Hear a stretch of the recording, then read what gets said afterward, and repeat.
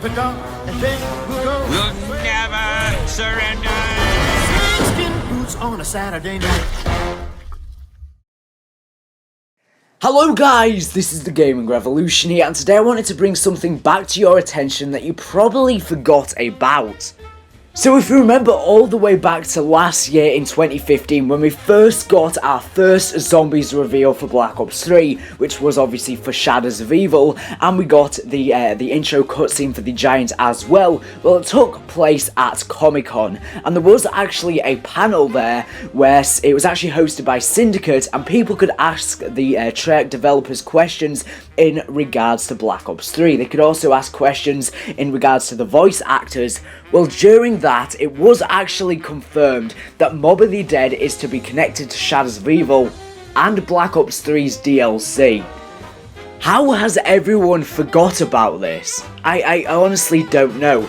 Now, when Shadows of Evil was actually revealed, now that we actually get to play it, Shadows of Evil is in fact connected to Mob of the Dead. There's tons of Easter eggs, on Shadows of Evil relating to Mob of the Dead. There's the Sal de Lucas letter. There's loads of different references as well. Some of the shops are actually named off of Mob of the Dead characters. The actual in-game quotes mention the Mob of the Dead characters as well. So we know that the Shadows of Evil characters do in fact know the Mob of the Dead characters, and in the past they may have even been partners in crime. Now, both of the Mob of the Dead characters and also the Shadows of Evil characters, they've both ended up in alternative timelines of Purgatory. I'm going to be posting an in-depth video about this in the future, sometime very, very soon, and make sure you're looking out for that, because it's going to explain really, really in-depth the connection between Mob of the Dead and Shadows of Evil, because there's not one video on YouTube explaining it perfectly. I've seen a lot of explanations about it and they all come up with some really stupid theories.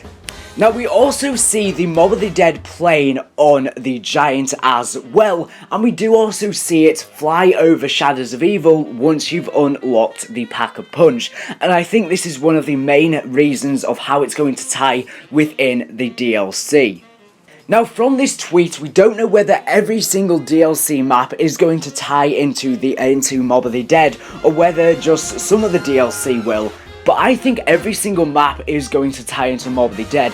I've said this ever since Mob of the Dead was released. I've always thought it's going to be one of the most significant maps in terms of the storyline, and it's already proving so. Because the fact that it flew over Shadows of Evil, well, the reason why it actually flies over Shadows of Evil is because Mob of the Dead and Shadows of Evil, as I was saying earlier, they're both in Purgatory. This was actually confirmed by the actor who plays the boxer, so it's not just speculation anymore. Shadows of Evil and Mob of the Dead are both Purgatory. Now, people who actually believe in Purgatory believe that each individual person who goes into Purgatory, it's suited to their own fears and their own life. So, for example, one set of characters could go into Purgatory and it could look like Mob of the Dead to them, and another set of characters could go into Purgatory and it could look like Shadows of Evil to them. As I said, I'm going to be explaining this more in depth in the future, but essentially what this means is that the people on Mob of the Dead and the people in Shadows of Evil, they're in the same place. They are the exact same map. They are just different perspectives of the exact same area. And what this means is that the two different parallel universes almost are coinciding and crossing over with each other. So when we see the Mob of the Dead plane fly over, all we're seeing is them going over to the Golden Gate Bridge. That's all we're seeing.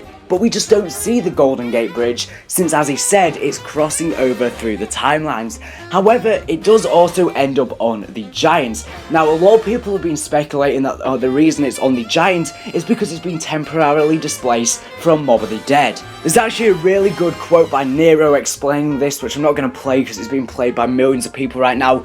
But I think that theory is completely absurd and completely stupid. It's a completely cop-out excuse as to why the plane is on the Giant. It wouldn't make any sense for Treyarch to mess with us like that. Well, they do mess with us a lot, but it's just a cop-out excuse. There's no way that's the simplest explanation that we have for why it's ended up on the Giant. Somehow, the Weasel has ended up going from Mob of the Dead all the way to the Giant. How he's ended up there, I don't entirely know, but somehow he's gotten to the giant. The weasel is on the giant. I have no idea how this is possible. It makes absolutely no sense. But if you think about it, Purgatory, although it is actually set in San Francisco and Mob of the Dead, although it's set in a real life location in Alcatraz, it's essentially a made up realm. So if you think about it, if he were to find a way to escape, or essentially break the cycle, obviously at the end of the Easter egg, maybe once he breaks the cycle, he doesn't just go back to normal life, the zombie apocalypse ends, etc, etc.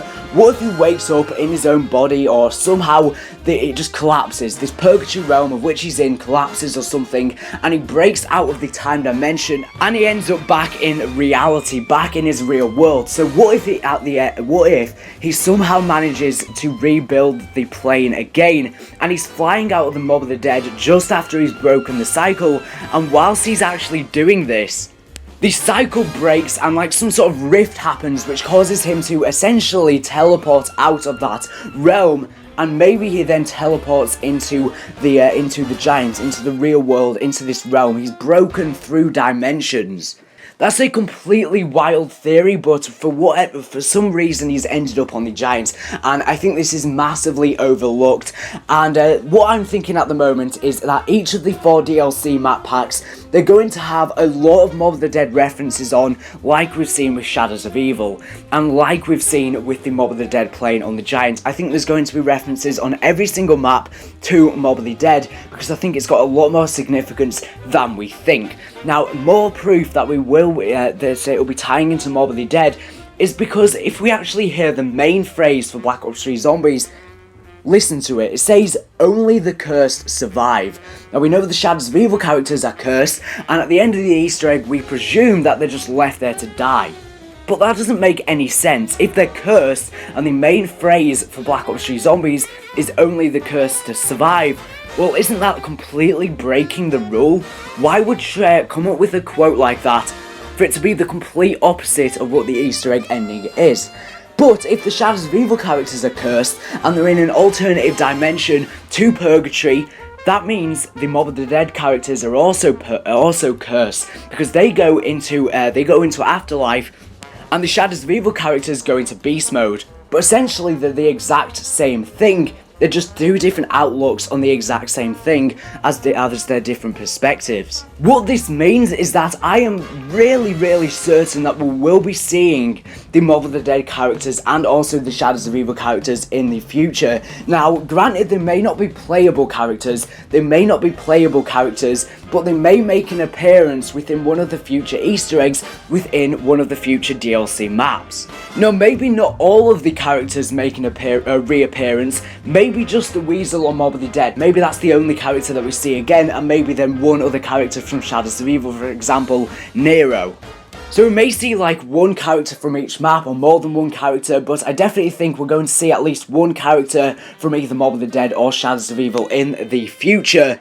I think we're certainly not done with this storyline as of yet. I think there's going to be a lot of stuff tying into hell and satanic rituals and stuff like that, i.e. Mob of the Dead, and I definitely don't think this is the last we've seen of the Cthulhu mythos' influence on the storyline. Now, I don't know what Treyarch are thinking at the moment, so I don't know how exactly Mob of the Dead and Shadows of Evil will tie into the main story. Obviously, we know how Shadows of Evil ties into the main story, since Richtofen just uses it essentially to get the summoning key and steal it off them, and we presume that he's also gone to Mob of the Dead as well. Richtofen's gone to Mob of the Dead to get the blood vials which we see on his character. Now, that's just speculation. We don't have 100% confirmation that he has the Mob of the Dead blood vials. However, it's about, I would say, 90% correct, since we have some pretty hefty evidence that they are from Mob of the Dead, since they're the exact same numbers as the prison cells.